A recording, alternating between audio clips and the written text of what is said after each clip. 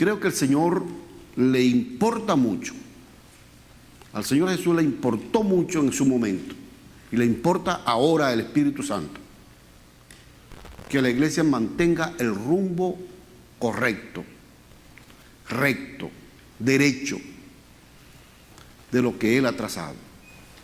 Tanto le importó al Señor Jesús que ayer decíamos eso, lo tomábamos así como una especie de basamento bíblico, cuando los discípulos le preguntaron al Señor que cuándo serían estas señales del fin del mundo, Él les respondió con algo que parecía así como que fuera de lugar.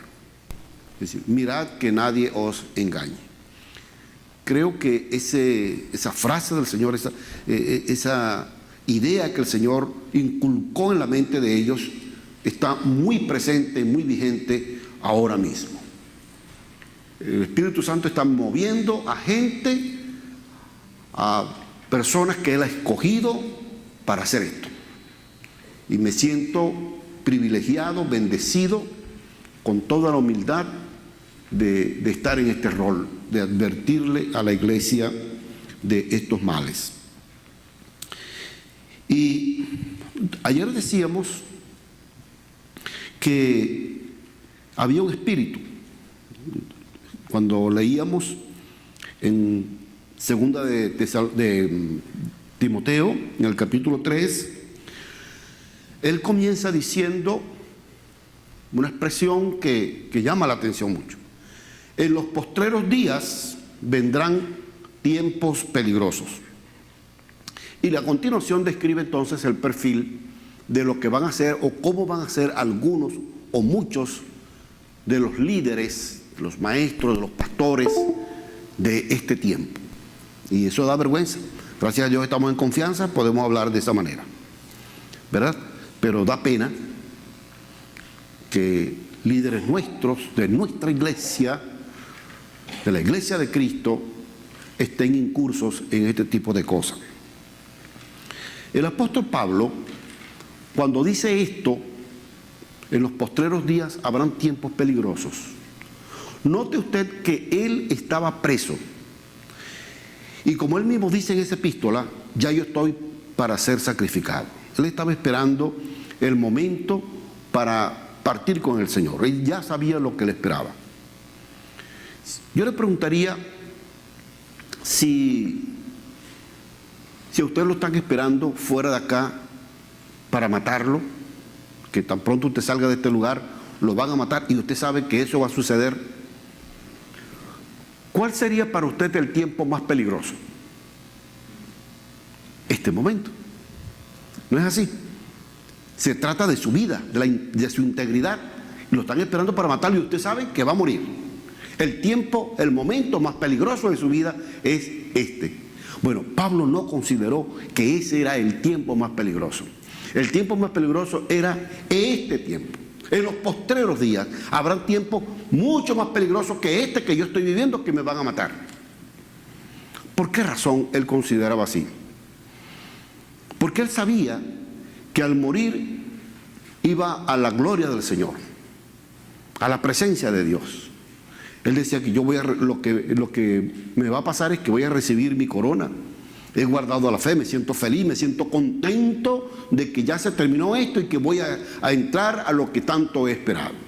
Por lo tanto, no podía ser peligroso para él. El peligro más grande que él veía era que la iglesia se desviara de la fe. Ese es el gran peligro que la iglesia ha venido viviendo. Luego, eso ayer lo estábamos comentando un poco, de modo que vamos a pasar a una de las primeras. Ayer quedamos de que íbamos a ver algunas de esas doctrinas que están haciendo vida en la iglesia del Señor. La primera es la teología de la prosperidad. ¿Puedes adelantarlo? Ajá. La teología de la prosperidad. Mis hermanos, hace años yo veía así como que con mucho interés ciertos mensajes que algunos maestros, algunos predicadores decían y me parecían muy atractivos, les confieso, que el Señor quiere nuestro beneficio, nuestro bienestar, que el Señor quiere que nosotros no estemos enfermos ni pobres, y eso es verdad. Cuando a ti te dicen eso, tú dices, no, sí, es correcto, el Señor dice en su palabra que Él no quiere que nosotros estemos enfermos, o que estemos pobres, o que estemos pasando hambre. ¿O no es así? ¿O no es así? Porque cuando tú lees las Escrituras y las profundizas y te detienes a ver lo que estaba pasando allí, te vas a dar cuenta que todos los hombres que escribieron las Escrituras pasaron por momentos difíciles, entre ellos hambre, pobreza, persecución, enfermedades, martirios, etcétera, etcétera, etcétera. Cuando Pablo presenta su ministerio apostólico, él da como referencias de ese ministerio el que yo he sufrido más hambre, yo he sufrido desnudez, he tenido naufragios, me han apaleado muchas veces, me han azotado, me han metido en la cárcel, me he estado preso muchas veces, yo más que ninguno de los demás, por lo tanto soy más apóstol que los demás. En este tiempo encontramos lo contrario. Yo soy más espiritual, soy más importante porque tengo muchas más cosas que tú. Parece que cambió la cosa entonces. Y esta teología, porque ya está así como estructurada como una doctrina, como una teología, se llama así la teología de la prosperidad. Vamos a ver algunos de esos fundamentos. Lo que les voy a decir, paréntesis, primero, no es con la intención ni de ofender, ni de burlarme, ni de descalificar a nadie, o sea, personas. Quiero que veamos las cosas con mucha objetividad y con mucho respeto. Sí, pero con mucha seguridad y con mucha confianza que lo que estamos hablando es la pura verdad de la palabra de Dios. Y no nos vamos a salir de allí. La otra cosa que les prometo es que no voy a exagerar. No voy a decir cosas que no haya visto con mis propios ojos, como decimos allá en Venezuela, con estos ojos que se van a comer los gusanos. Con mis propios oídos lo he escuchado, lo he presenciado. Nadie me lo mandó, no lo descubrí por internet, sino que los vi, los escuché. Y por eso estoy hablando con propiedad. Gloria a Dios. La primera cosa que encontramos en estos fundamentos es que esta doctrina se basa casi que exclusivamente en el Antiguo Testamento. Miren, hermano, en el Antiguo Testamento nosotros encontramos grandes verdades del Señor. El Señor quiere que nosotros descubramos esa bendición que tenemos en las Escrituras antiguotestamentarias. Pero el apóstol Pablo puso el puntico donde iba.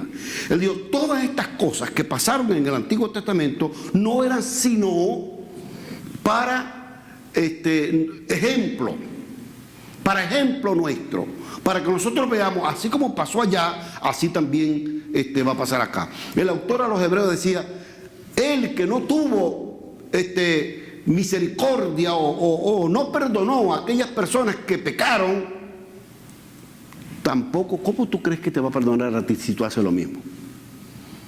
¿Qué te hace pensar que tú eres mejor que ellos? Es un poco la idea, ¿no? Entonces, eso que está en el Antiguo Testamento, que es la palabra de Dios, definitivamente está escrito allí para que nos sirva a nosotros como dirección para ver las cosas con más claridad.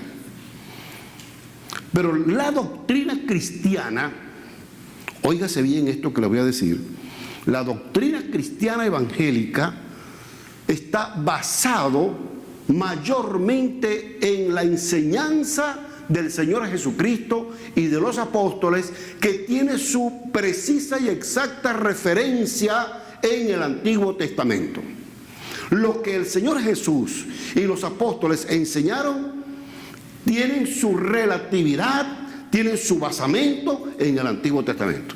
De modo que ellos mismos también autenticaron, autorizaron lo que decía la palabra de Dios en el Antiguo Testamento. Pero cuando nosotros conseguimos cosas allá, por ejemplo, promesas que el Señor le hizo a los judíos, al pueblo de Israel, esas promesas no necesariamente son para nosotros.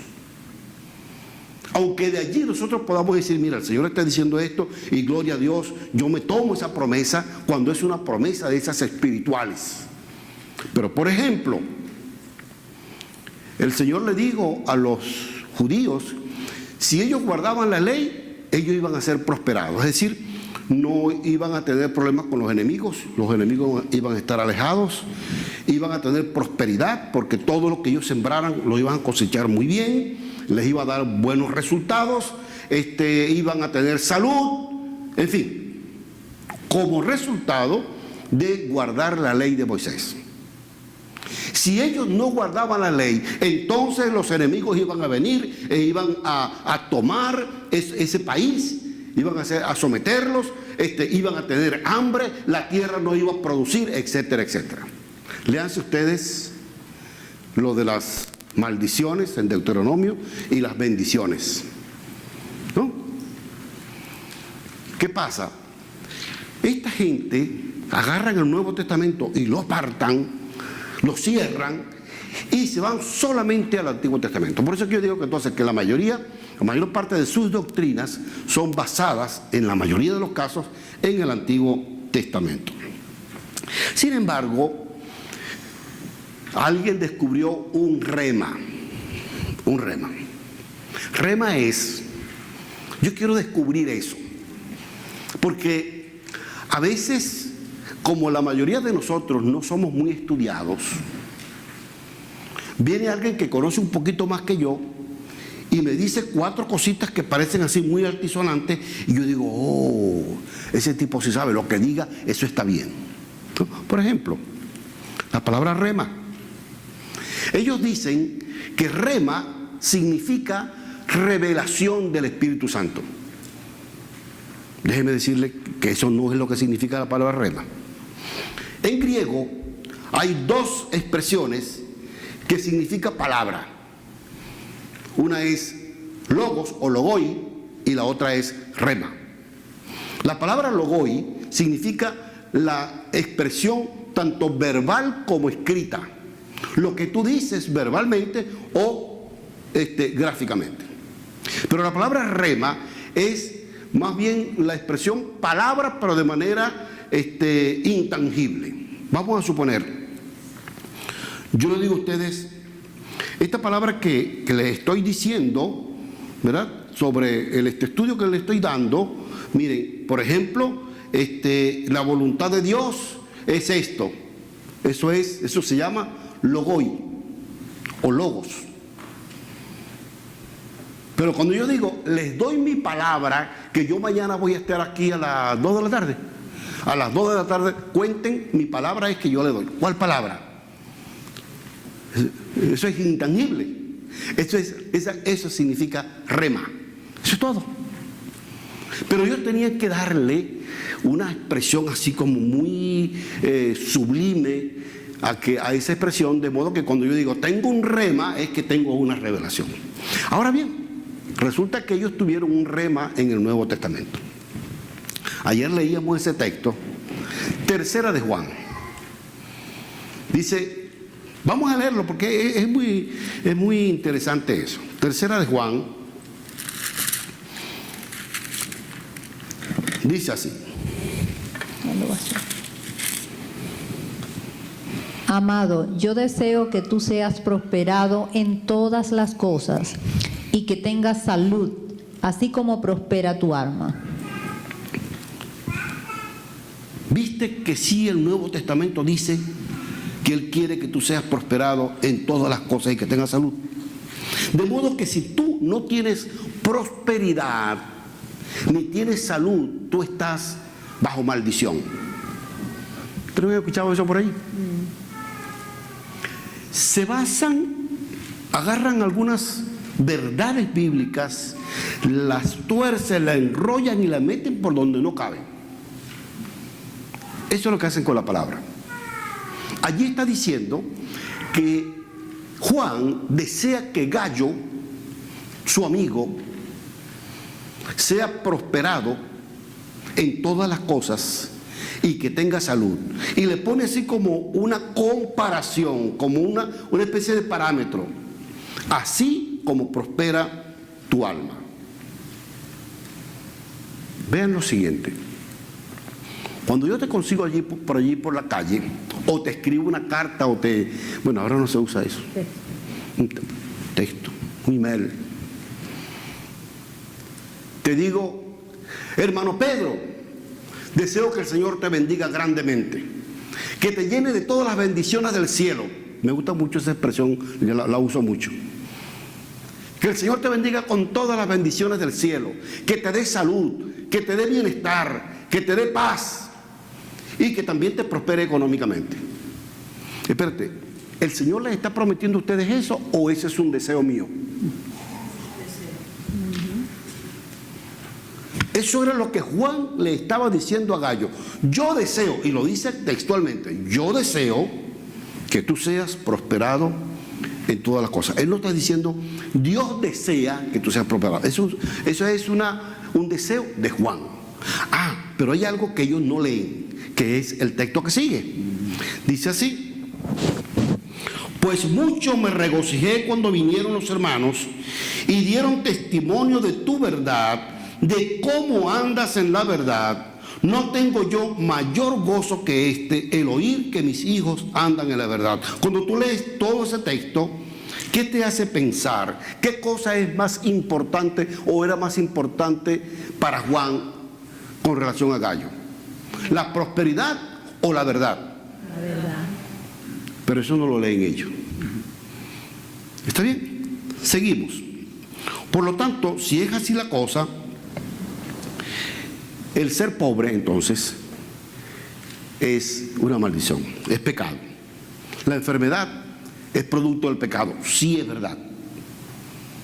Pero el que tú estés enfermo no significa que estás en pecado. Vean cómo ellos tuercen la cosa. Estás enfermo, estás en pecado. Yo recuerdo que un hermano de estos me dijo una vez, yo no creo que me voy a morir de una enfermedad, porque mi vida es santa y en este cuerpo donde habita el Espíritu Santo no puede habitar la enfermedad. Y murió de cáncer. Entonces se fue en pecado. Y la esposa tenía cáncer también. La esposa se curó, pero él no. Él murió de cáncer. Se fue en pecado. ¿Quién es Dios para ti? ¿Es el Dios o es tu siervo? ¿Es tu Señor o es tu mandadero? ¿Saben? Nosotros a veces, ustedes conocen la historia esa de Aladino y la lámpara maravillosa, ¿no? Muchos la han escuchado. Está en un libro que se llama Las 1001 noches. Aladino se encontró una lámpara. Y cuando Aladino frotaba la lámpara, aparecía un genio. Y el genio estaba así como sometido servilmente a Aladino. Y Aladino le podía pedir cualquier cosa que se le antojara. Y el genio salía presto a complacer la petición de Aladino. ¿Saben que muchas veces queremos tener al Señor como el genio de la lámpara de Aladino? Señor, dame esto. Y ¡pum! Aparece. Espérate un momentico, ¿quién es quien manda? Por lo tanto, eso de ordenarle, Señor, yo te ordeno que sanes a esta persona, por favor, qué tremenda ofensa. ¿Cómo le pedían a aquellas personas al Señor Jesús para ser sanado? Señor, hijo de David, ten misericordia de mí. No le estaban ordenando, estaban rogando. Nosotros encontramos en el Nuevo Testamento las cartas de Pablo y de Pedro, están hablando de ruegos y súplicas al Señor. En ninguna parte te encuentras con que tú puedes estar ordenándole a Dios. Aparentemente Él está esperando que tú le ordenes para hacer las cosas. Entonces nos convertimos en Dios y Él se convierte en el siervo de nosotros. Tremenda ofensa. Otra cosa es lo que se conoce como la superfe o el poder del pensamiento positivo. Y ustedes saben de dónde viene eso. El poder está en tu boca. Aquel texto que dice que nosotros, la boca sirve para construir o para destruir la vida, la muerte, etc. Toman ese texto. ¿De dónde? Del Antiguo Testamento. Y dicen entonces que cualquier cosa que tú digas, eso tiene poder. El problema es que ellos están olvidando, ojalá yo quisiera entender que ellos no saben eso, que eso pertenece a la doctrina gnóstica. Eran los gnósticos que decían, que proponían eso, de que la mente del hombre lo podía todo, y por lo tanto cualquier cosa que tú dijeras, eso tenía una repercusión en el mundo físico y espiritual. Pues déjeme decirle que lo único que tiene poder no es tu palabra, es la palabra de Dios. Y cuando tú expresas la palabra de Dios, eso tiene poder. No es tu capricho, no es lo que tú ordenes y decretes y qué sé yo, tantas cosas que ellos hacen. Otra cosa que es la aparición del ministerio financiero. ¿Han escuchado hablar de eso? Ustedes me disculpan que yo estoy corriendo, pero necesito informarle muchas cosas para poder avanzar. El desarrollo, ¿tú has escuchado hablar de eso? Del ministerio financiero. Hay personas que tienen un ministerio financiero. Su don, su ministerio en la iglesia es el de hacer plata, hacer real. Y no hace más nada. Y parece ser que esos son los más allegados al pastor, los de más confianza, o del apóstol, o en fin, de estos que tienen esta cosa, ¿no? Yo tengo un amigo en Venezuela. Fue la primera vez que escuché hablar de esto. Yo estaba en su casa y él me dijo: mi hijo tiene el don financiero, el ministerio financiero. Y el muchacho era un jovencito como de 18 años. Porque vino el profeta no sé quién, de África, de por allá, uno de estos profetotes grandotes de por allá, y le impuso las manos y le ordenó el ministerio financiero. Y cuando yo vi al muchacho, el muchacho andaba con un poco de celulares, vendiendo celular, vendiendo zapatos, vendiendo ropa, vendiendo cosas. Yo dije, oye, de verdad que parece que funciona, ¿no? El problema fue, el final del asunto fue que metieron preso al muchacho y metieron preso al papá. Porque en el afán de cumplir con el ministerio financiero, se metió en negocios ilícitos y terminó en la cárcel. Ese es el ministerio financiero. Mis hermanos, ¿ustedes se dan cuenta dónde el diablo lo está llevando a nuestros hermanos a creer en esas cosas? Un asunto muy manipulativo es el principio de la siembra y la cosecha. Yo creo, porque la Biblia dice, que todo lo que el hombre sembrare, eso también cosechará. Eso dice la Biblia, y yo lo creo. Mi esposa dice siempre algo que a mí me gusta y lo creo, es que Dios nunca se queda nada de lo que tú le des, con nada de lo que tú le des. Pero de allí a creer que vengan acá y siembrenme aquí $1,000 y el Señor mañana te va a dar $10,000, $100,000, eso es otra cosa. Miren, hermano, el Señor no es turco para que tú estés haciendo negocios con Él. Tú sabes, nosotros se llama, decimos turco allá, todos los árabes, todos los... Sí, porque así le llamábamos antes, eran árabes, eran sirios, eran judíos, pero todos ellos nosotros los llamábamos turcos, por eso decimos los turcos. El turco vive haciendo negocio. Paisano, estos zapatos cuestan $50, pero te los dejo en 10. Tremendo negocio. Y a veces creemos que nosotros podemos hacer negocio con Dios. Dios, ¿qué tal si yo te doy, tengo $10 aquí, si yo te doy estos $10, ¿qué tal si te los doy y tú me regresas 100 mañana?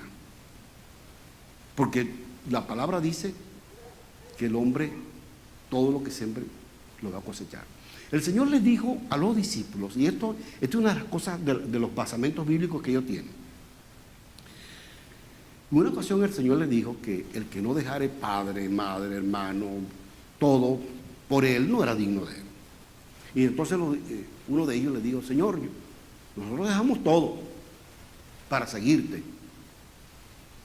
Y él le dijo, todo aquel que haya dejado padre, hermano, bienes, lo que sea, tendrá aquí el 100% y allá, o sea, 100 veces, no 100%, sino 100 veces, y allá la vida eterna.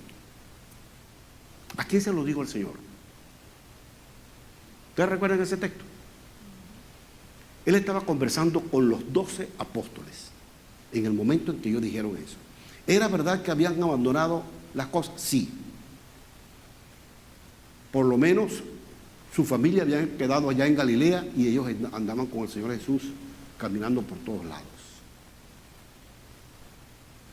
Ellos inventaron que los apóstoles, Juan y Jacobo, Andrés y Pedro, eran dueños de la flota más grande pesquera que había en ese tiempo.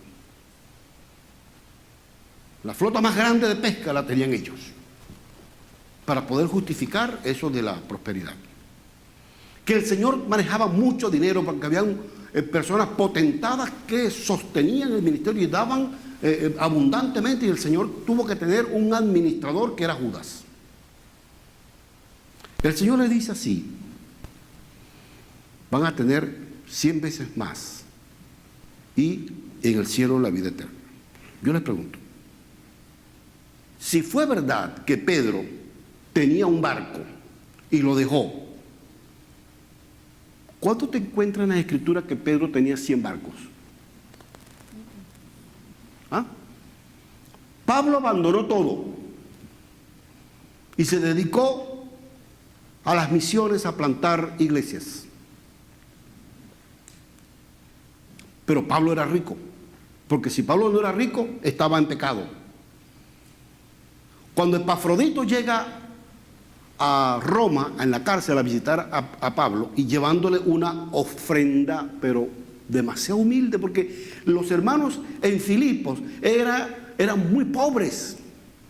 Y dice que de lo de ellos, lo que pudieron, de su esfuerzo, de su sacrificio, le mandaron una ofrenda a Pablo y la llevó a Epafrodito.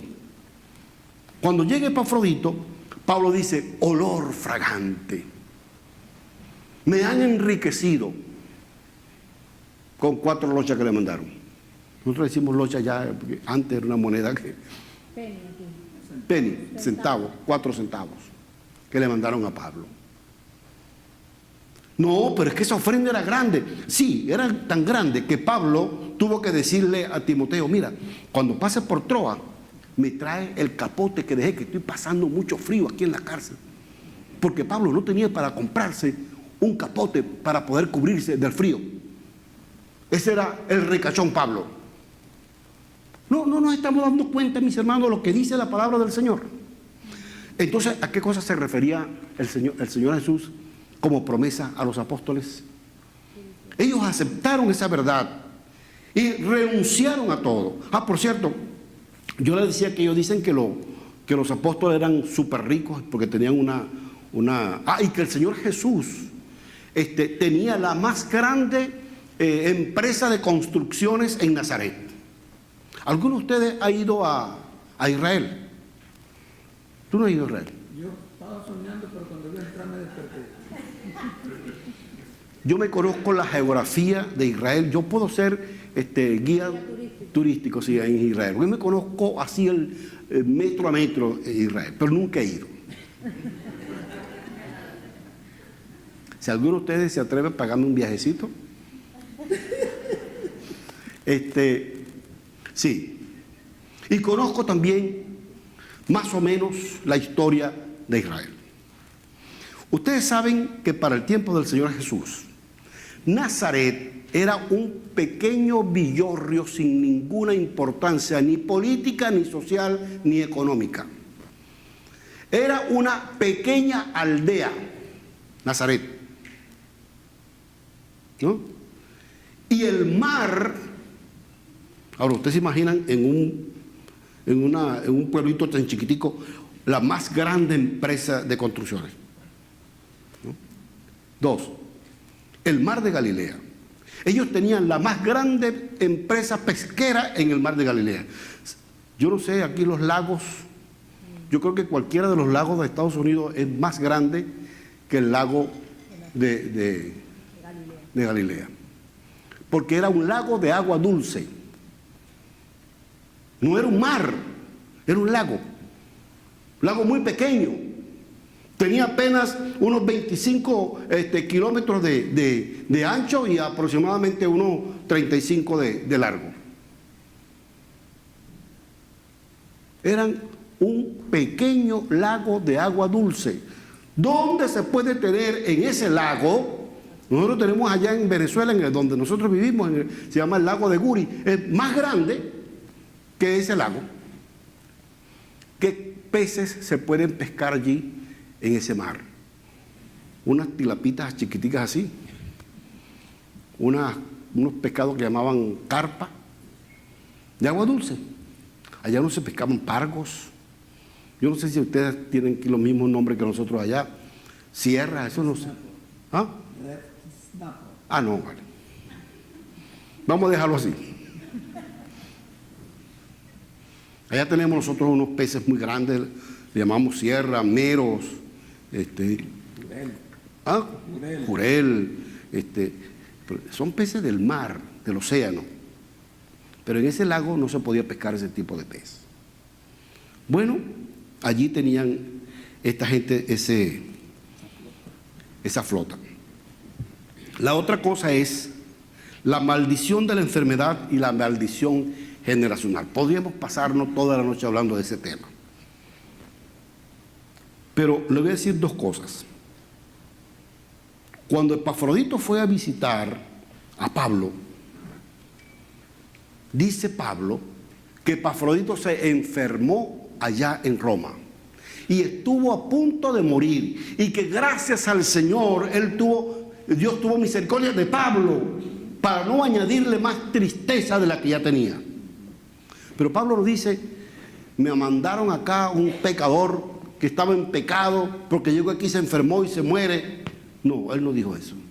Él dijo más bien: mi amigo Epafrodito se enfermó y estuvo a punto de morir. Y le dijo a Timoteo: tú tienes muchas y múltiples enfermedades. Parece que la salud de Timoteo era muy precaria. Le dijo: cuídate mucho porque tú no estás bien de salud. No le dijo a Timoteo: arrepiéntete de tu pecado, estás viviendo en pecado porque estás enfermo. ¿No se dan cuenta de eso? El mismo Pablo, yo no sé, hay mucha discusión sobre el tema, pero el mismo Pablo dice que tenía un aguijón en la carne. Es probable que haya sido una enfermedad. Es probable, no estoy diciendo que era, sino que es posible que sea una enfermedad. Y que él había rogado al Señor, no ordenado al Señor que se lo quitara, y el Señor le dijo: no me da la gana, no quiero quitártelo, porque aquí quien manda soy yo, y yo he ordenado y he permitido que venga este enviado de Satanás y te metes aguijón, y no te preocupes, porque en esa debilidad tuya, allí es donde mi fortaleza se perfecciona. Miren cómo tuercen todas las cosas, hermano. El fetichismo y la guerra espiritual. También pudiera ser un tema para toda una noche. Pero yo recuerdo cuando nosotros comenzamos una iglesia allá en la ciudad donde yo vivo, con otro pastor. Comenzamos a hacer los grupos de oración, así como lo tienen ustedes, que dio pie posteriormente a grupos familiares. Nosotros le llamábamos allá grupos de asistencia pastoral. Eso le permitió un crecimiento numérico a la iglesia muy importante. Cuando nosotros comenzamos, le pusimos el nombre a esos grupos de guerra espiritual. Estando en Caracas, yo había hecho unos seminarios de guerra espiritual y me pareció tan bueno, porque era así como enseñarle a la iglesia, o que la iglesia despertara hacia esas verdades que muchas veces nosotros ignoramos, como es esa batalla espiritual que nosotros permanentemente tenemos con el enemigo. A mí me parecía eso muy importante. Pero luego se convirtió en una doctrina. ¿Y saben a dónde llegaron? Yo recuerdo que una vez fui a un sitio donde habían unos hermanos profetas y pusieron el plano de la ciudad así grande en una mesa y se sentaron allí, se pararon allí y empezaron a orar. ¿Usted conoce la ouija? ¿No? Empezaron a mover las manos.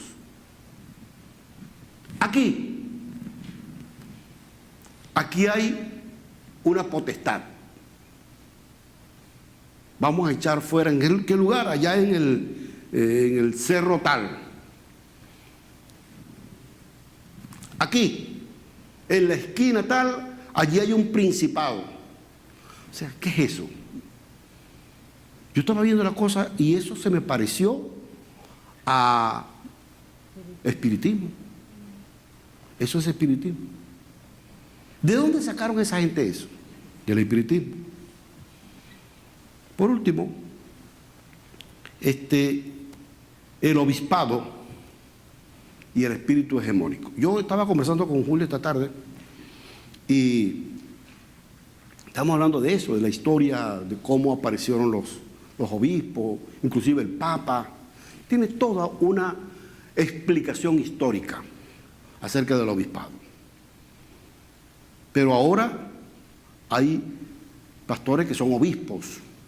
En Venezuela tenemos obispos.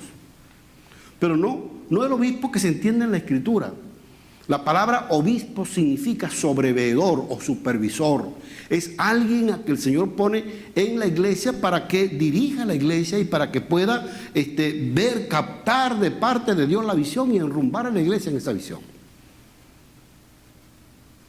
Pero para ellos el obispo es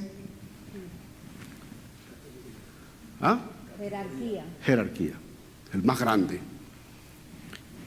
Y el espíritu hegemónico. Ayer estábamos viendo también un poco eso.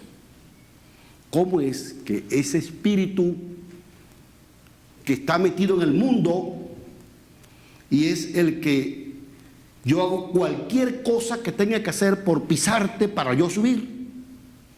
Cuando la Biblia me dice a mí que yo más bien debo poner la espalda para que tú subas. Yo soy pastor de muchos años.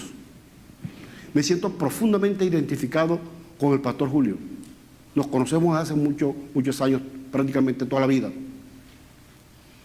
Y qué gusto me da, qué feliz me siento de ver cómo mi hermano Julio y mi hermana Julita se identifican plenamente con las cosas que yo estoy planteando. Y una de las cosas importantes que nosotros descubrimos como hombres de Dios es no ponerle techo a nadie. Nosotros estamos empeñados y deseamos que en la iglesia haya ministros, líderes, pastores, evangelistas, y se levanten y lleguen a ser incluso mejores que yo. Y no tengo ningún empache en reconocer que alguien a quien yo formé ahora es mejor maestro que yo, mejor predicador que yo. No tengo ningún problema con eso. Cuando lo veo predicando digo, ese soy yo. Porque lo formé, porque lo enseñé. En Venezuela tengo a muchos hombres y mujeres que hacen eso. y que ahora los veo enseñando y digo, Dios mío, me pasó, me rebasó y me gozo. Nunca le puse un techo para que no subiera más. Hoy en día es que yo tengo que ser más grande que tú y no puedo permitir que tú me alcances. Ese es el espíritu hegemónico. Mis hermanos, hoy sí vamos a tener un break. Okay. ¿Lo pronuncié bien? ¿Lo pronuncié bien? Sí. Ok. Break. No, es que a mí el inglés se me sale así. Vamos a pasar a otro punto, que es el que más me gusta. Yo creo que es la razón por la que estoy acá. Es la doctrina, la teología que se conoce como la visión o unción apostólica y profética. Ahí le falta la otra parte. Visión o unción apostólica y profética. Primero, vamos a dar un breve paneo de lo que dice la Escritura acerca de este ministerio del apóstol. Tenemos en Efesios capítulo 4, versículo 11.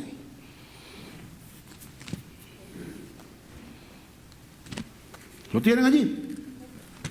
Y él mismo constituyó a unos apóstoles, a otros profetas, a otros evangelistas, a otros pastores y maestros.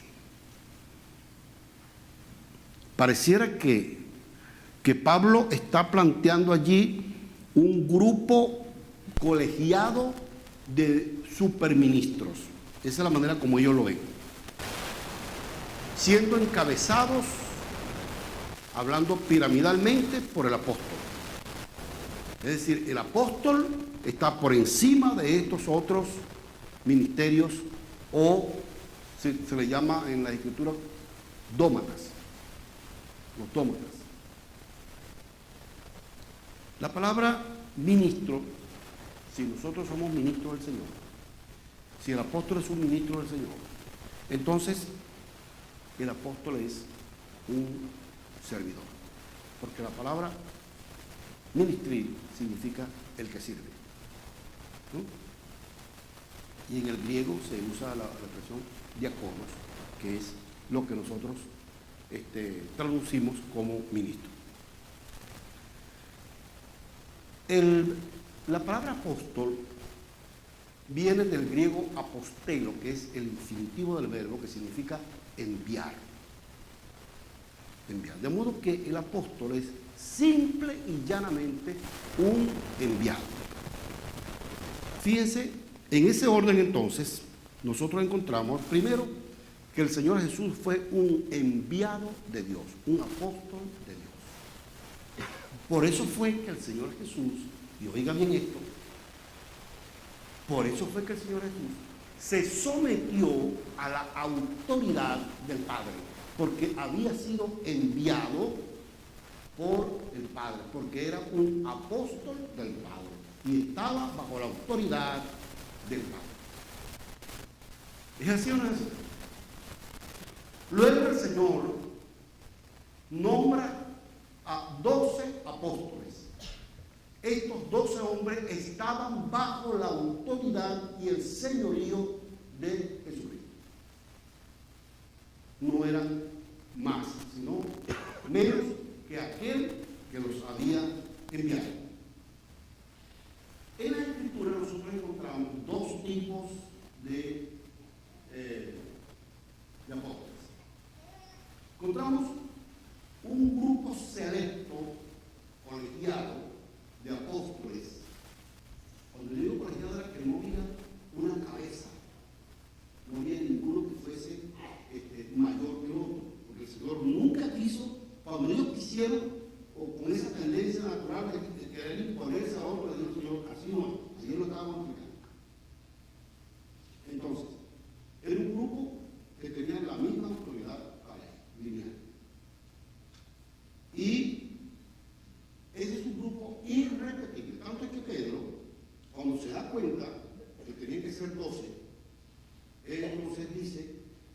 Escritura dice que tome otro su oficio, interpretando que eso es lo que el Señor quería, y nombraron a Matías. Esa historia ustedes la conocen.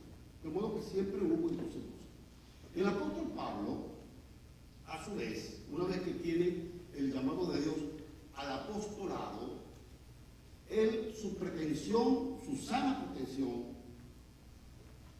era ser contado, señalado dentro de ese grupo colegiado de apóstoles. De modo que pudiéramos decir entonces que Pablo es el 13º apóstol. Por eso me dice: yo como uno contigo, es decir, fuera del grupo allá, el Señor le dijo: tú también eres apóstol. Estos son 12, pero tú también eres de esta categoría. Tenemos ese grupo de apóstoles. Pero en la iglesia neotestamentaria encontramos otros apóstoles que no eran los 12. Vamos a mencionar algunos. Por ejemplo, tenemos el caso de Tito. A Tito se le menciona como apóstol, o sea, un enviado. El caso mismo de Epafrodito, por ejemplo, cuando Pablo estaba narrando esa situación que hemos estado hablando de Epafrodito en Filipenses 2:25, él dice: vuestro enviado, vuestro mensajero. Allí, cuando usted lo ve en el griego, es vuestro apóstol. O sea, Pablo no tenía ningún problema en decir que Epafrodito era apóstol. Tampoco dijo: Epafrodito está bajo mi cobertura. Pablo no tenía ninguna red apostólica. Y habían otros que tenían más o menos, se les llamaba de esa manera. ¿Por qué razón se les decía apóstol? Simplemente porque ellos eran enviados. Por ejemplo, la iglesia en Antioquía, cuando estaban ministrando allí un grupo de, dice, maestros y profetas, entre ellos Bernabé y Saulo, dice que la iglesia oró por ellos, los encaminó y los envió. Por lo tanto, ellos salen como apóstoles de la iglesia de Antioquía. ¿Me están siguiendo? Ellos no fueron por sí mismos. Tenían un llamado del Espíritu, un llamado de Dios, pero ellos salen bajo la autoridad o bajo la autorización y en representación de la iglesia de Antioquía. Tanto que cuando ellos van en su primer viaje, regresan ¿a dónde? A Antioquía. Y dice que Pablo y Bernabé le dieron a la iglesia la información, ¿verdad?, de todo lo que habían hecho, y se quedaron allí contentos sirviendo al Señor en la iglesia como estaban haciendo antes. Hasta que el Espíritu dijo: vámonos, Bernabé, tú por un lado, tú, Pablo, por otro lado, porque necesito dividir los dos equipos. Y volvieron a salir enviados por la iglesia. Nosotros tenemos una traducción que dice que fueron encaminados por la iglesia. Hay un autor, se llama F. Carroll, dice que fue que la iglesia de Antioquía, cuando dice que los encaminó, es que no solamente los cubrió económicamente, sino que hasta los acompañó un trecho del camino. Qué bonito, ¿verdad? Cuando la iglesia envía a sus ministros y los protege y los ayuda y les da para que ellos avancen en la obra del Señor. Eso hizo la iglesia de Antioquía. De modo que el apóstol entonces es simplemente eso, un dómata dentro de un cuadro de hombres que Pablo señala como apóstoles, profetas, evangelistas y pastores y maestros. En este tiempo entonces, ve lo que sucede. Aparece el resurgimiento del ministerio apostólico y profético. Ustedes me dicen cuándo debo cortar. Terminamos el apóstol y después seguimos. Así que los dos hermanos. Bueno, ellos cuentan esta historia. Que resulta que hubo un tiempo en que la iglesia solamente estaba en vigencia en la iglesia el ministerio del evangelista y del maestro, ¿no? y del pastor. Pero hubo un tiempo en esta era ahora en el que el Espíritu Santo ahora levanta y surge o resurge el ministerio de apóstol y de profeta, cosa que antes no existía. Uno, ¿cuándo fue eso? Yo tengo 72 años, pero no se lo digan a más nadie. Soy viejito ya. Los que nos están enseñando, en la gran mayoría son más jóvenes que yo. ¿Cuándo fue eso que yo no me di cuenta? En ninguna parte de nuestra historia, ni la contemporánea ni la antigua, encontramos que hubo solamente evangelistas, pastores y maestros.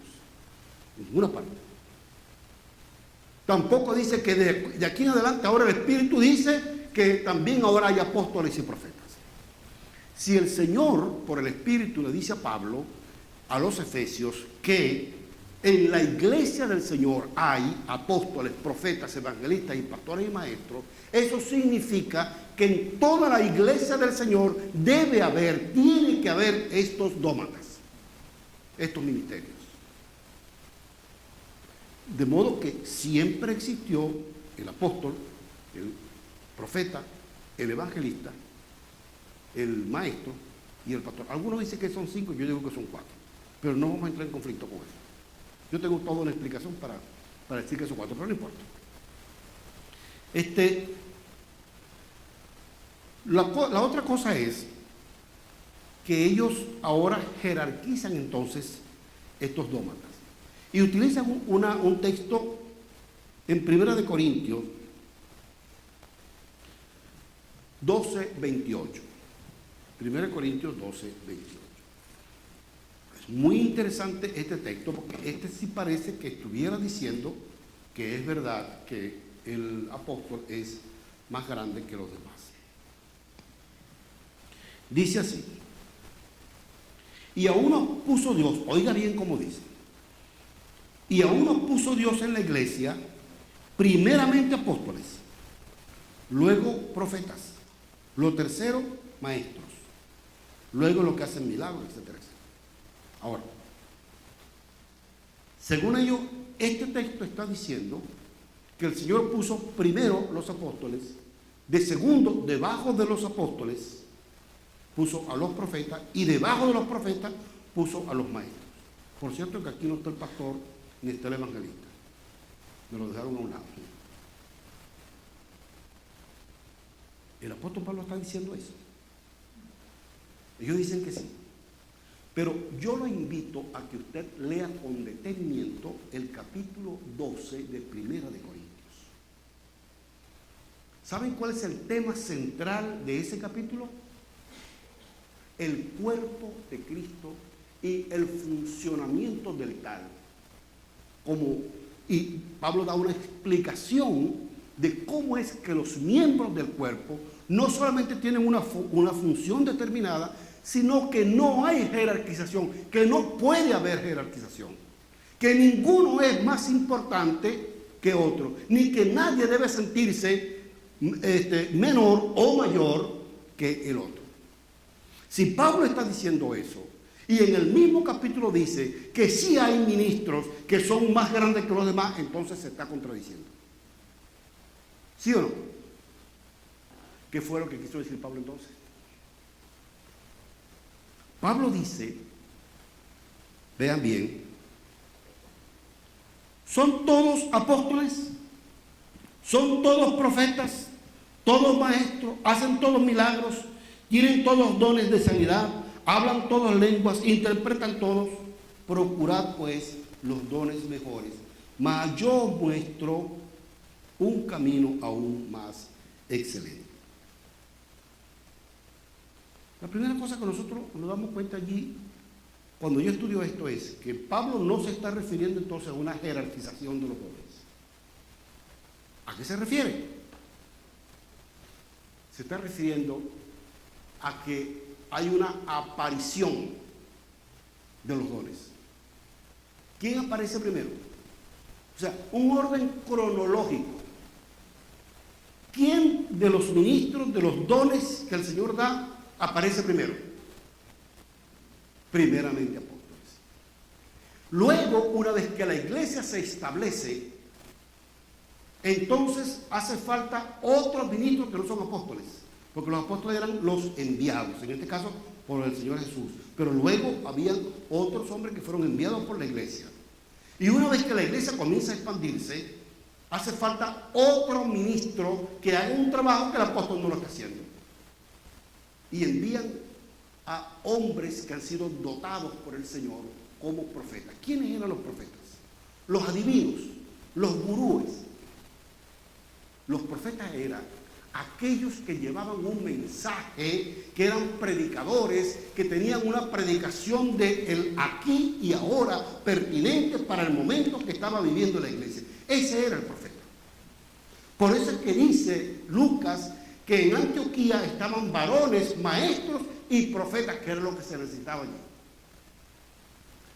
Y luego aparecen por necesidad, una vez que el profeta hizo su trabajo de advertirle a la iglesia cualquier problema que pudiera estar ocurriendo, cualquier situación anómala, el profeta ya dejaba de cumplir con su función y el Señor decía, mira, anda ahora a la iglesia tal. Y el profeta se iba. ¿Quién quedaba en la iglesia? El maestro. Vamos entendiendo ahora, primeramente apóstol, lo segundo profetas y lo tercero eran los maestros que posteriormente se convierten en los pastores de la iglesia. Por eso es que Pablo los une, pastores y maestros. Porque los pastores de la iglesia llegan a ser los maestros que se quedan en la iglesia. Ellos no eran itinerantes, ellos se quedaban en la iglesia, enseñando a la iglesia. Y por eso eran los pastores. ¿Me explica bien? Seguimos. Pero ellos dicen que las iglesias, los ministerios, deben estar entonces bajo la cobertura, utilizan esa expresión, del apóstol. Una vez yo fui a una reunión y tenía que inscribirme en una poseída de mis datos. Y estaban unas muchachitas allí tomando nota. Y yo llego y digo yo, mi nombre es Vicente.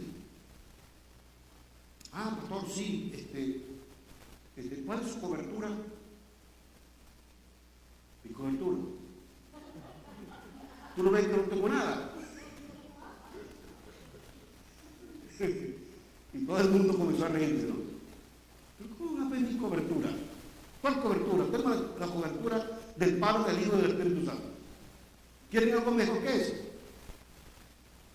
Pero todo pastor tiene que tener la cobertura de un apóstol. Dice bien. ¿Eso es verdad? Estamos verdad. Porque ya después vamos a ver qué es lo que está pasando con ellos ahí. Aquí entramos entonces en la materia más delicada.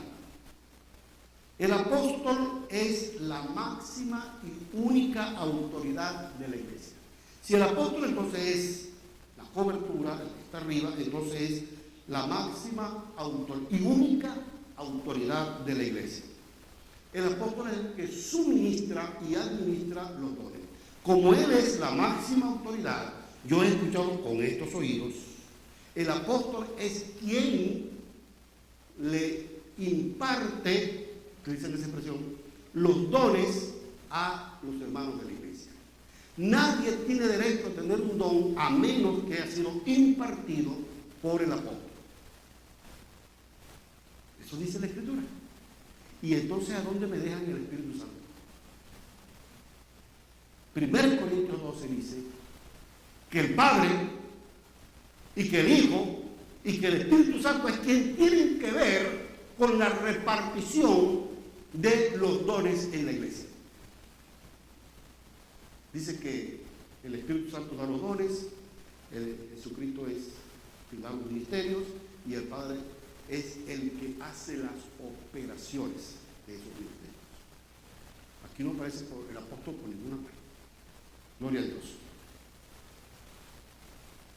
Y ahora vamos a las dos partes más difíciles. Lo escuché con esto. El apóstol es la cabeza de la iglesia. Y déjenme decirle esto. Nosotros comúnmente, por ejemplo, ¿cómo es que es el nombre tuyo? Yanini. A Yanini la nombra el pastor como la coordinadora de un comité que va a hacer una actividad. Y entonces Yanini se reúne con su gente y el pastor dice, bueno, la hermana Yanini es la cabeza de este comité. Ella está encabezando el comité. Pero esa cabeza es con minúscula. ¿Es correcto?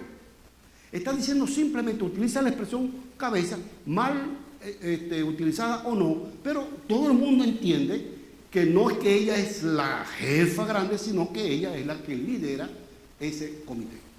¿Estamos claros con eso? Ellos no utilizan la palabra cabeza en ese sentido.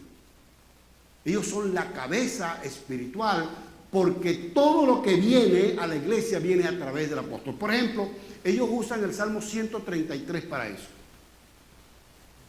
Cuán bueno y cuán delicioso es habitar los hermanos juntos en armonía. Es como el buen óleo que llega a la cabeza y a la barba de Aarón y corre hasta el borde de sus vestiduras. Ellos dicen, como el apóstol es la cabeza, aquí viene el concepto de cobertura. Como el apóstol es la cabeza, entonces la unción, yo no sé de dónde sacaron ellos, porque ahí no se está hablando de unción, o sea, de esta unción del Espíritu, está hablando de otra cosa. Si usted quiere saberlo, se lo preguntan a su madre. Y ellos dicen que la unción del Espíritu, que todo lo que el Espíritu Santo va a dar a la iglesia, lo va a dar al apóstol. Y el que no esté bajo la cobertura del apóstol, no recibe esa unción del Espíritu. Por lo tanto, si tú no tienes cobertura del apóstol, tú estás fuera, entonces, de la unción, fuera de la bendición. Tú te secas, me lo dijeron, tú te secas, tú estás maldito. El apóstol es la cabeza de la iglesia. Ayer hablábamos de que había muchos anticristos. ¿Recuerdan eso? Aquí viene. El apóstol es el ungido de Dios. Ay, hermano, divertido. Yo pensé que usted iba a decir algo más fuerte. Ah, no, vean lo siguiente. Ellos dicen que el apóstol es el ungido. Tanto es así que el apóstol no puede ser tocado. ¿Usted sabía eso? Tú no puedes venir con libertad a tocar, a saludar a su pastor, que es un apóstol ahora, no puede hacer eso. Los apóstoles ahora vienen, para entrar, vienen con una comitiva, yo lo he visto. Sí, guardaespaldas le llaman escuderos, ahora le llaman servidores, ¿no? Y él viene pasando y se escogen a unos morenos los más grandes y así, fortachotes, que son especialistas en lucha libre y armas y cosas así. Me imagino que andarán armados también. Y hacen una, ¿cómo se llama eso? Una columna. Y él va, sí, lo van protegiendo hasta que llegue. Estuve presente en uno de estos grandototes apóstoles y yo estaba sentado allí con otros pastores y él entró por esa puerta, por ejemplo. Y pasó, primero salió un hermano grandotote así, bichón, con un maletín, que era el maletín del apóstol. Venía delante. Apareció él y con dos a los lados y uno atrás. Y pasó por el frente de nosotros. Hermano, si yo tengo unos compañeros de ministerio allí y yo vengo entrando, como mínimo una sonrisa, como mínimo, ¿no es cierto? Ah, no, si soy yo, le digo, chamo, dame los 5. Ese soy yo. Pero no, él pasó así, tieso. No saludó a nadie, porque él no puede ser tocado. Y el otro de la otra entrada del pasillo. Qué bárbaro, ¿no? Supe de uno, yo no lo vi, pero me contaron una persona de mucha confianza, que cuando él lo ungieron como apóstol, él, el primer día que le tocaba ministrar en la iglesia, pusieron una alfombra roja por el pasillo por donde iba a entrar, y entonces Y él entró y la banda tocando, tú sabes, una fanfarria, algo así. Y él entró con su esposa, con la apóstola, y se sentaron. Y cuando se sentaron, vino uno de los servidores, una hermana, caminando de esta manera, con una bandeja con 2 copas de agua. Le llegaron así, le dieron la copa, se pusieron de rodillas, se levantaron y se vinieron así, para no darle la espalda. Les confieso que no lo vi, pero hubo una persona muy allegada a mí que sí lo vio y me lo describió tal como se lo estoy diciendo. En fin, he visto tantas cosas, mis hermanos. El apóstol es el ungido de Dios. Decíamos que a lo mejor eso no era tan grave. Ya yo le voy a demostrar que sí. Yo quisiera que usted me dijera, si yo digo, yo soy el ungido de Dios, usted dice, gloria a Dios, el ungido, viene el ungido a hablarnos de la palabra. El pastor, el ungido de Dios, sí, hermano, ese es el ungido de Dios, Señor. Pues pareciera que eso es así como muy común. Pero si yo les presento a ustedes al pastor y digo, con ustedes, el ungido de Dios, y él pasa. Si yo lo dijera en hebreo, ¿cómo diría? ¿Sabe cómo se dice? Mesías. Ahora, yo no lo voy a decir en español, lo voy a decir en hebreo. Pase el Mesías. Aquí tienen ustedes el Mesías. Ahora. Pero lo voy a decir en griego. Les voy a presentar a ustedes al Cristo. ¿Recuerdan anoche el capítulo 24? Vendrán muchos diciendo, yo soy el Cristo, el ungido. ¿Ven ustedes a dónde llegaron estos hermanos entonces? Por eso fue que Juan dijo, el espíritu del anticristo está aquí, está operando en la iglesia. Yo no quisiera hablar de eso, yo no quisiera decirles eso que les estoy diciendo, pero lamentablemente, dolorosamente, esa es la realidad. El asunto del apostolado diciendo esto. El apostolado se convirtió en un negocio multinivel. Es decir, yo soy apóstol, entonces yo nombro al pastor como apóstol y él pasa a estar bajo mi cobertura a pesar de que es apóstol. Y me nombro 3 o 4 más y entonces ustedes son mis hijos. Son apostolitos. Pero yo le paso a ser un superapóstol, ¿no? Pero ustedes al mismo tiempo también buscan a otros a quienes ungir como apóstoles. Y entonces la pirámide va creciendo. Porque el compromiso es que si yo te nombro apóstol, entonces tú me tienes que dar los diezmos. Imagínense que yo tenga 30 apóstoles bajo mi cobertura.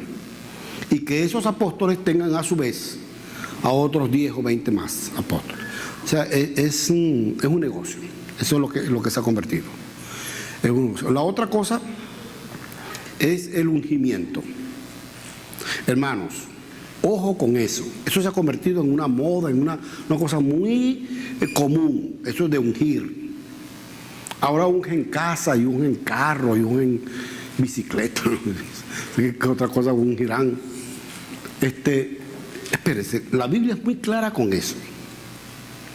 En el Antiguo Testamento se ungían solamente a 2 personas, al rey y al sumo sacerdote, ni siquiera a los sacerdotes, sino al sumo sacerdote.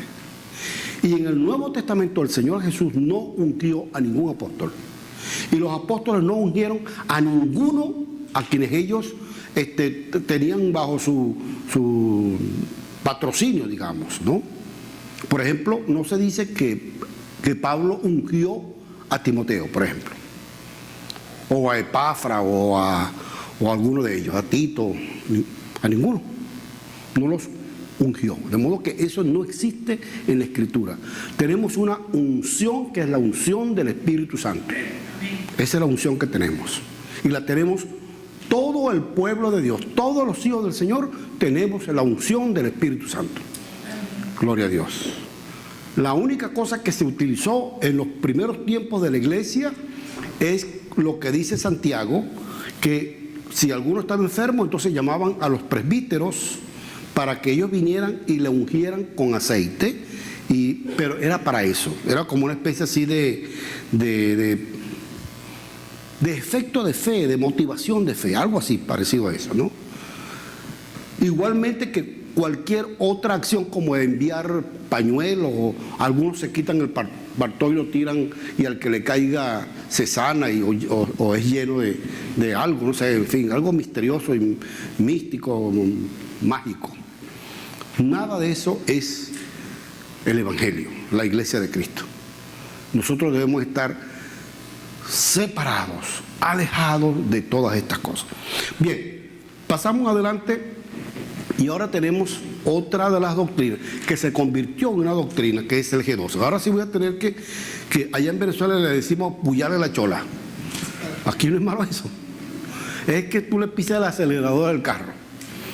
Entonces, el G12. Antes se llamaba el grupo de los 12. Ahora se llama el gobierno de los 12. G12. Su fundador es un pastor que yo conocí personalmente, se llama César Castellano, y su esposa Claudia. Menciono su nombre porque esto es público, ¿no?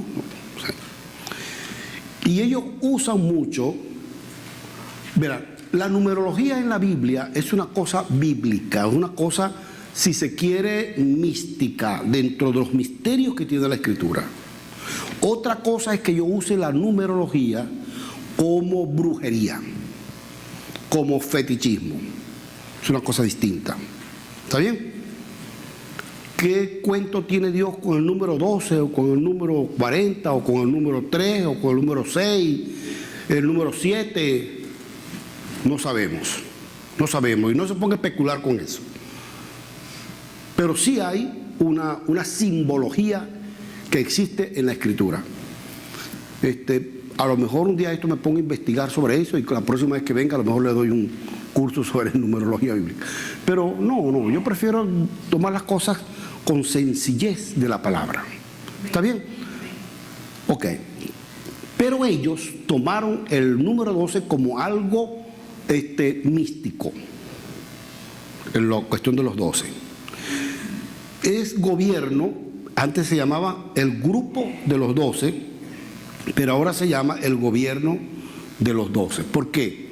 Porque el pastor ahora se convierte en un monarca. Yo personalmente estuve presente en un taller que se dio cuando se inició este movimiento del G12 y me gustó, a mí me gustó mucho, porque en sus inicios me pareció que era muy bueno y además el efecto, el resultado era muy positivo para la iglesia crecía numéricamente y era verdad. La otra cosa que a mí me llamó la atención, se lo convertía a mi hermano esta tarde, es la hegemonía, la superautoridad, el autoritarismo que usaba el pastor. Y allí había una expresión entre comillas que decía amén pastor. Todo lo que el pastor decía, fuese bueno o lo que fuera, la gente tenía que obligatoriamente decir amén pastor. Pero no solamente el pastor, acuérdense que es una pirámide. Entonces el pastor tenía 12 quienes le decían al pastor amén pastor, pero cada uno de ellos tenía entonces a 12 más quienes tenían que decirle a ese otro pastor amén pastor, y cada uno de esos 12 entonces tenían a 12 más a quien tenía que decirle amén pastor. ¿Me estoy explicando bien? Entonces, hermano, eso creó, para mí ya no me gustó, pero también se buscaba el culto a la personalidad y ahí comienza a desviarse el asunto. El pastor, ahora apóstol o superapóstol, pues está allá arriba y es, como decíamos ahorita, intocable, tiene una supremacía sobre toda la iglesia, al punto de que más se le adora al pastor o al líder que al Señor. Se le cree más a lo que dice el apóstol que a lo que dice la palabra de Dios. Yo he escuchado cosas aberrantes que enseñan, y la iglesia, amén, pastor. Porque es la autoridad, dicen ellos, la autoridad delegada del Espíritu Santo en esa persona, y lo que diga él, eso es lo que dice la palabra, eso es lo que dice el Espíritu. Luego yo creo que ustedes estuvieron una vez conociendo de cerca la cosa esta de los G12. Comenzaron los encuentros, me gustó la idea, qué bueno es que se convierta en un grupo. Yo mismo estuve practicando, o estamos practicando eso en la iglesia. No pudimos llamarle encuentro porque no nos gustaba que nos fueran a confundir, entonces le llamamos retiro, porque qué bueno que pudiéramos tomar a las personas que llegan nuevas al Señor y las llevamos a un sitio y allí le enseñamos la palabra, le ministramos. Muchos de ellos vienen con cargas espirituales que deben ser ministradas, eso es muy importante. Pero resulta que en esos encuentros comenzaron a practicarse ritos y prácticas paganas y regresiones que no son de la palabra de Dios. Eso sí está malo. No es posible que un líder se siente con una persona y le diga: confiésame todos los pecados que hiciste desde que tú tienes recuerdo, cuando la Biblia expresamente prohíbe eso, diciendo: yo agarré tus rebeliones y tus pecados y los lancé a lo profundo del mar. Nadie te ha puesto un vestido de buzo para que tú te metas a buscar los pecados que ya el Señor perdonó y que el Señor olvidó. Si el Señor los olvidó, ¿quién eres tú para revivirlos? Mira, hay una expresión del Señor que me gusta mucho más. Dice: así como lejos está el oriente del occidente, así he puesto tus rebeliones. Si hubiera dicho: así como de lejos está el norte del sur, en algún momento tú podías conseguirlo. Si estuvieras viajando del norte hacia el sur y le das la vuelta a la tierra, después que pasa el polo sur, comienzas a ir hacia el norte y llegas al norte. ¿No es correcto? Pero si tú viajas del oeste hacia el este y le das la vuelta, siempre vas a estar yendo hacia el este. ¿Ves la sabiduría de Dios? Tan lejos, tú nunca vas a alcanzar el este, nunca. Por mucho que camines, nunca vas a llegar al este. Siempre el este va a estar más allá. Y así, en esa distancia infinita, puso Dios tus rebeliones, dice. ¿Para qué tú tienes que venir a revivirlos? Y, en fin, se convirtió en ese paganismo. No vamos a ahondar mucho porque queremos tocar otros punticos. El otro es el mesianismo. Miren, hace unos cuantos años atrás, nosotros vivíamos en Caracas y me di cuenta, aparecieron las danzas en la iglesia. A mí me gustan, me parecen bonitos, me parece una cosa muy, muy linda que unas niñitas se pongan a danzar allí y tal. Eso es muy bonito. Pero había algo que a mí era como un puntico rojo, tú sabes, como esas lucecitas que te dicen advertencia, no está bien. Y decía: Dios mío, ¿qué será lo que está mal aquí? Porque será que como yo soy viejo, a los viejos no nos gustan los cambios, las novedades. Siempre nos atamos a las cosas viejas, ¿no? Entonces, no estoy hablando de ti. Y había algo que no me gustaba. Entonces yo digo: bueno, aquí tengo que observar qué pasa. Y me di cuenta, uno, que todas las niñitas estaban vestidas al estilo judío. ¿Han visto eso? ¿Por qué tienen que ponerse vestido judío? No se ponen una falda venezolana o una falda dominicana o un vestido puertorriqueño o mexicano. ¿Por qué no lo hacen? Si no tiene que ser judío.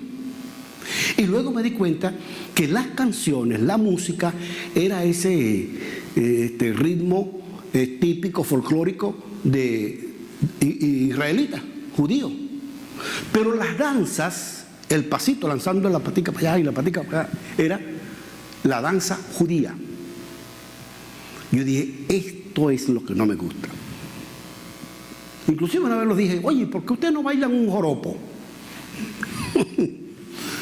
Bueno, o un jarabe tapatío, ¿verdad? ¿Por qué no? ¿Por qué tiene que ser judío? Eso me llamó la atención. Hasta ahora todo iba así como muy bueno, pero luego comenzaron entonces a aparecer ese amor idolátrico hacia todo lo que fuera judío. Tengo un amigo, un viejo amigo, que por cierto el pastor Julio lo conoce muy bien, que él iba mucho para Israel, hasta vivía en Israel, y en una ocasión yo conseguí un librito que me dieron de él, donde me parecía más bien una especie de facsímil de propaganda turística de Israel. Más que un libro cristiano de la palabra, era eso.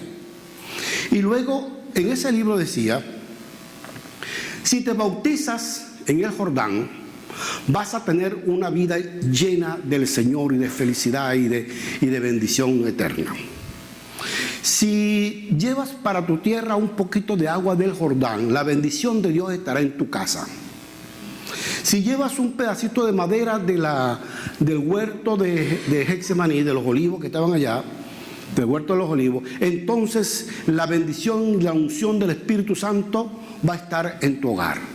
Si te casas en Caná de Galilea, tu matrimonio va a ser feliz para toda la vida. Era eso, una propaganda turística, ¿no? Pero me di cuenta que en el fondo lo que había era un fetichismo. Eso se llama fetichismo. Que por cierto, lo vendían, ¿no? El pedacito de madera, que me iba a garantizar a mí que era de Huerto de los Olivos. ¿Quién me garantizaba? Un pedacito de palo me daban y yo lo tenía que pagar, bien pago. Agüita del Jordán, un frasquito de agüita del Jordán. Eso sucedió y está sucediendo todavía. Pero hoy es que en la iglesia tú observas cosas como, por ejemplo, la bandera de Israel. Aquí está la bandera de Estados Unidos, que es normal porque estamos en los Estados Unidos. Allá en Venezuela no tenemos muchas costumbres de tener la bandera de Venezuela, no tenemos la costumbre. Pero si en una iglesia ponen la bandera de Venezuela, a mí me parece normal. Estamos en Venezuela. Pero no, ponen es la bandera de Israel. ¿Por qué? La cosa llegó a tal punto que definitivamente después se apareció lo que se conoce como la doctrina mesiánica. Tanto es que ya dejaron de ser evangélicos para ser mesiánicos. En una ocasión estábamos reunidos un grupo de pastores y estábamos orando, había un ayuno de pastores. Y entonces el Espíritu Santo vino y empezamos a... Usted sabe que los pastores a veces nos pisamos la manguera unos a otros, ¿no? Y había esos resquemores que a veces aparecen entre los pastores. Y el Señor vino y empezamos a confesar las ofensas unos a otros y a pedir perdón uno al otro. Una cosa muy bonita. Y se levantó uno y dijo: hermano, yo quiero pedir perdón por algo. Entonces todos callamos y él dice: cuando yo era evangélico... ¿Cómo? Ya tú no eres evangélico. Porque yo ahora soy mesiánico. Y yo me paré, yo no aguanté la cosa. Y dije: hermano, vean, esta reunión es de pastores evangélicos. Si usted no es evangélico y usted lo que es mesiánico, usted no puede estar aquí. Fui grosero, ¿verdad? Pero se me salió. Él estaba diciendo que él había cambiado su fe evangélica ahora por una fe judaizante. Y encontramos, léase la carta a los Gálatas. Ahí está la cosa. Ellos parece que nunca han leído la carta del apóstol Pablo a los Gálatas. ¿Cómo tú te das cuenta que una iglesia está cayendo en eso? Ahorita me estaba diciendo una hermana que estas doctrinas se meten en la iglesia de manera tan subrepticia que uno no se da cuenta, ¿verdad? Cuando uno percata, hermano, estamos hablando un vocabulario bendecido, bendecida. ¿Eso es malo? No. Pero cuando tú me dices a mí: hermano, bendecido, digo: ya yo sé de dónde vienes. No es malo decir bendecido, pero ya caracteriza, ¿verdad?, un argot que forma parte de eso. Y, por ejemplo, ya no dicen Jesús, dicen Yoshua HaMashiach. Ya no dicen el Señor o el Padre, sino Adonai o el Shaddai. Yo no he estudiado mucho o casi nada el hebreo, y a mí me raspan porque no sé lo que están diciendo, ¿no? Pero pareciera, incluso en los seminarios, nosotros estudiamos griego cuando estudiamos en el seminario, porque es el idioma en que está el Nuevo Testamento. Pero ellos no estudian el griego, sino el hebreo. Y el griego dicen que es un idioma profano, pagano. Pero si ese fue el idioma con que se escribió el Nuevo Testamento. Todos los evangelios y las cartas de los apóstoles fueron escritas absolutamente en griego. Si yo quiero estudiarlos en los idiomas originales, no puedo estudiarlos en hebreo, tiene que ser en griego. Mis hermanos, finalmente escuché esto. Hay que ser judío para ser salvo. Y dicen, ¿por qué? Porque el Señor Jesús le dijo a la samaritana, por ejemplo, que la salvación viene de los judíos. ¿Viste? Ahí dice que tú tienes que ser judío para ser salvo. Y Pablo dice, primeramente a los judíos y después al griego. ¿Viste? Ahí dice primeramente a los judíos, tú tienes que ser judío. Pero eso no es lo que estaba diciendo Jesús, ni lo que estaba diciendo Pablo. Amén. Por ejemplo, ellos dicen que la ley de Moisés está vigente y hay que cumplirla. Ya teníamos a los hermanos sabatistas, los adventistas, que decían eso, pero estos se fueron más allá. Se ponen la kipa, ¿verdad? Las cositas que ponen aquí, y algunos hasta se visten al estilo hebreo, en fin. La otra cosa que dicen es que los primeros discípulos del Señor guardaban la ley, iban al templo, etcétera, que eran judíos. Sí, es verdad.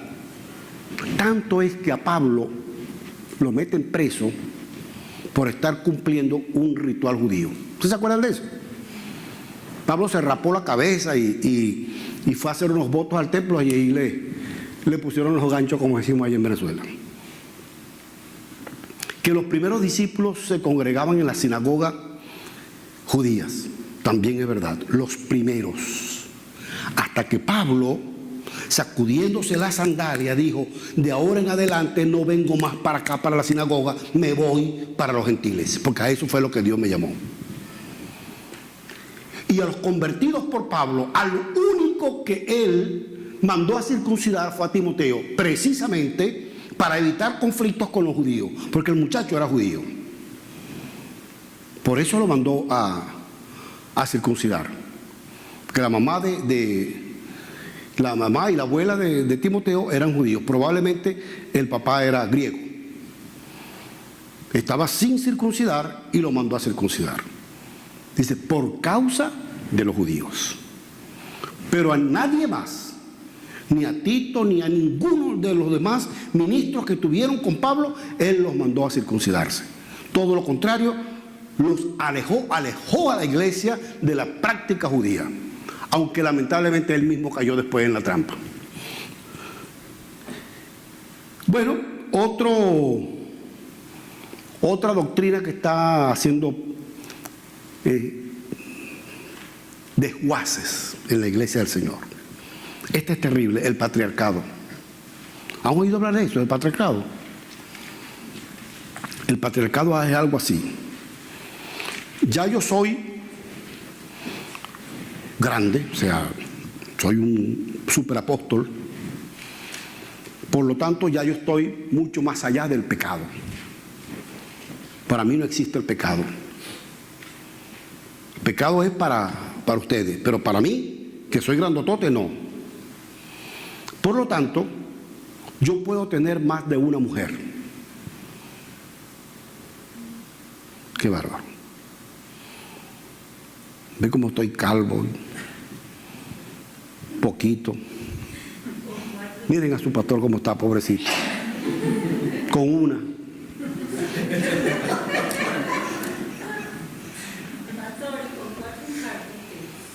Imagínate. Pueden tener todas las mujeres porque los patriarcas tuvieron varias mujeres. Acuérdense que ellos hablan mucho del Antiguo Testamento. Como a los patriarcas se les permitía tener más de una mujer, entonces nosotros, Como somos a nivel de Abraham y de Isaac y de Jacob y de Moisés y de toda esta gente, podemos tener ahora las mujeres que queramos. Bueno, si me mantuvieran todavía, pero... Esto no es sino así como cuando tú te vas deslizando y ya no encuentras de dónde agarrarte y sigues deslizándote y vas llegando a lo más profundo. Esto es lo que sucede. Eso es así como el extremo de la desviación, ¿verdad? Y esto ha sucedido con líderes muy connotados en la iglesia. Hay una enseñanza que el espíritu o el alma no peca, que quien peca es el cuerpo. Eso es una enseñanza gnóstica. Los gnósticos estaban divididos en dos grupos, que eran los epicúreos y los estoicos. Los estoicos decían que la carne era pecaminosa, era mala, por lo tanto había que castigarla, que dominarla. Por eso se flagelaban, por eso hasta se mutilaban, ¿verdad? Por buscar el conocimiento pleno.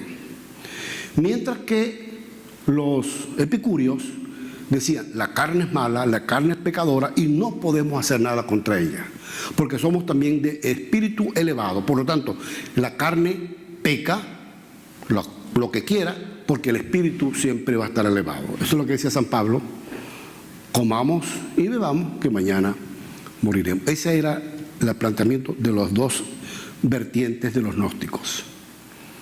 Hoy en día tenemos eso entonces en la iglesia. Hay unos epicúreos por ahí metidos. La carne es la pecaminosa y por lo tanto no se puede luchar contra ella y darle rienda suelta a la carne. Wow, eso dice la palabra de Dios. Haced morir lo terrenal en vosotros, ¿verdad? Si vivimos por el Espíritu, andemos también por el Espíritu. Los que no satisfacen los deseos de la carne.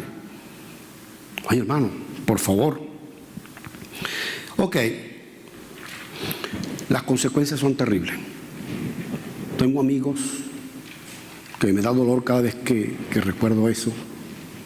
Familias bellísimas, ministerios maravillosos, y por meterse en este tipo de doctrinas perdieron su familia, sus esposas se divorciaron, los hijos pararon en muchachos borrachos, con hijos regados por todos lados, ellos mismos con muchos hijos por todos lados. Uno de ellos finalmente se metió a masón y murió siendo masón, siendo un hombre de Dios que, oye, a quien yo le tenía gran aprecio, era un gran amigo mío, muy amigo. Otro es un alcohólico, en estos días se vio muy grave, casi muriendo por una cirrosis hepática causada por el alcohol. Y la familia destrozada. Y siguen siendo pastores. Ese que tiene la cirrosis hepática todavía sigue siendo un pastor. ¿Tú lo conoces? Bueno, mis hermanos, como dicen los puertorriqueños, que Dios nos coja confesado, ¿verdad? Por último, terminamos. El reino. Teníamos que llegar al llegadero. El reino. Esta doctrina ha tenido mucha influencia, aunque usted no lo crea, en los últimos tiempos. Se trata de decir que el Señor Jesucristo no viene. La venida del Señor no es una realidad, es simplemente algo simbólico.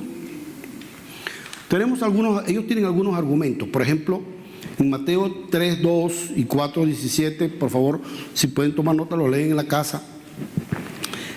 Lucas 17, 20 a 21.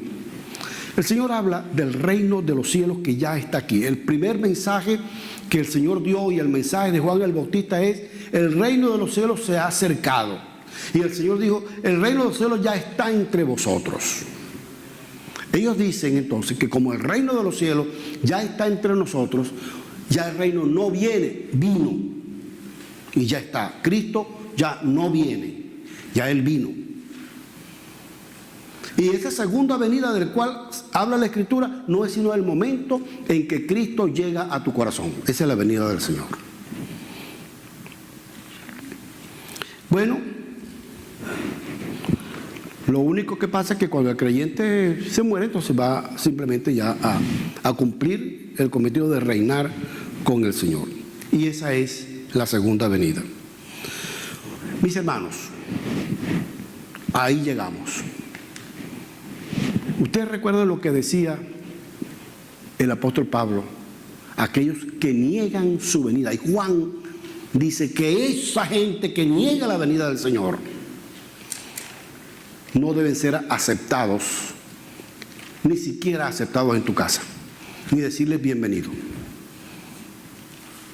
Aquellos que niegan la venida del Señor. Miren, para finalizar, tengo un amigo, creo que todavía somos amigos, de muchos años, y él fue uno de los que llevó esa doctrina de la prosperidad allá en Venezuela. Lo nombraron obispo, fue el primer obispo que tuvimos. Su aspiración era llegar a ser papa, lamentablemente no se le dio la cosa, pero era obispo. Y obispo de obispo, porque él nombró a otros obispos. Había unos obispitos. Pero después a él se le ocurrió de enseñar la doctrina del reino. Él recibió un dinero del gobierno y todo eso, que nunca supimos qué pasó con ese dinero, por aquello del ministerio financiero y todo aquello. Y se metió mucho con el gobierno de ese tiempo. En fin, finalmente enseñó entonces que Cristo ya no viene. En una reunión que tuvimos, él vino porque él pretendía que los pastores de la ciudad lo apoyaran en una cruzada que quería dar. Y entonces, después que él dijo, hermano, yo me arrepiento porque yo estaba apoyando al gobierno y ahora estoy en contra, etc. Qué bueno, te saliste de esa cosa. Pero una hermana se para y le dice, mira hermano, usted estuvo enseñando la doctrina del reino, que Cristo no viene. Eso es verdad. Y él miró a la hermana, que es lo que yo recuerdo, con una sonrisa de sorna, así como de burla, de como pobrecita tú, ¿no? Pobre mujer. Y le dijo, sí, bueno, yo sí estuve enseñando la doctrina del reino. Pero hermanos, es que cuando yo era un niño, me decían en la escuela dominical que Cristo ya viene. Y transcurrieron 50 años y Cristo no vino. Entonces yo comencé a enseñar que Cristo no viene. Pero ahora déjeme decirle, ahora yo siento en mi corazón que ahora sí Cristo viene. Y yo le dije que estaba al lado mío bien bonito con pues. Entonces Cristo va a venir cuando Él sienta. Ustedes se están dando cuenta a dónde se cae la cosa. Como éramos amigos, después que terminó la reunión, entonces nos retiramos a un break, a un cafecito, a tomarnos se me pegó el inglés, un cafecito, un juguito, una cosa, y nos sentamos, y él se siente y yo me siento al lado de él. Le digo, oye hermano, qué bueno, me alegro mucho de lo que tú estás diciendo, qué bueno que te saliste de eso, pero te voy a hacer una pregunta. ¿Qué vas a hacer con la cantidad de iglesias y ministros a los que tú hiciste que se desviaran? ¿Qué vas a hacer con ellos? Como él era obispo de obispo y yo era un pastorcito, yo no tenía derecho de hablarle a él de esa manera, aunque éramos amigos. Y el tipo, perdónenme la expresión, el tipo, con el café en la mano, me miró así, como quien dice, ¿de dónde salió este bicho raro? Y se levantó de la silla y se fue, sin responderme una palabra. O sea, en otras palabras, despreciándome y descalificándome. Yo dije, no, este no está arrepentido nada. O sea, ahora es que le falta. Y en efecto, pues él sigue con con sus enseñanzas de la prosperidad y de todo eso. Mis hermanos, finalizo con decirles esto, que son nuestros amigos, nuestros compañeros de ministerio, y eso es lo más doloroso. Yo oro siempre por cada uno de ellos, con nombre y apellido, fulano, Señor, porque son mis amigos. Si fuesen personas a quien uno no conoce, bueno, es por allá, pero son gente nuestra. Yo oro para que el Señor los rescate de donde están.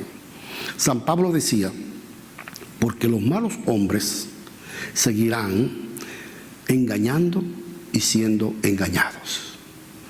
Hoy compartíamos, algunos engañan, ex profeso, y otros se tragan el cuento y son engañados. Pero los que son engañados pasan a ser engañadores, porque a su vez entonces engañan a otros líderes y engañan al pueblo de Dios. Y ahora son engañadores. Y Pablo dice, ellos van a seguir tranquilos. Cada vez que yo oro, ese texto me dice, Luis, tranquilo, espérate.